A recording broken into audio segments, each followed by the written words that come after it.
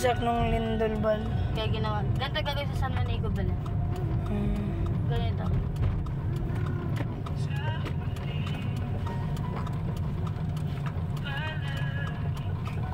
Kaya sa nunay ko delete natin. Late na siya.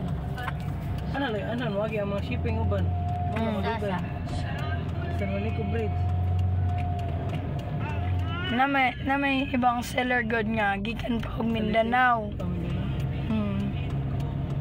Or dito gudapit nila Darlene mga seller mo maglisod. Isuot sa description nila nga dugay mabot ang parcel kay tungod sa nunay ko bridge. Tungod kay ano to? Giayo bitaw. Guba mang gudang San Juanico. Walang maglisod sila ship sa mga parcel na magbutang. Sa una kay 3 to 4 days sa Bisaya karon kay apat marag more than weeks mo talaga. Kay kana ang say tawag na mag-transfer pa man sila sa ano laing kato ba sa atong bank.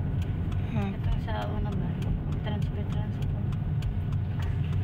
kana yung GNT na ay mo atang sa Pikas Tulay transfer sa L300.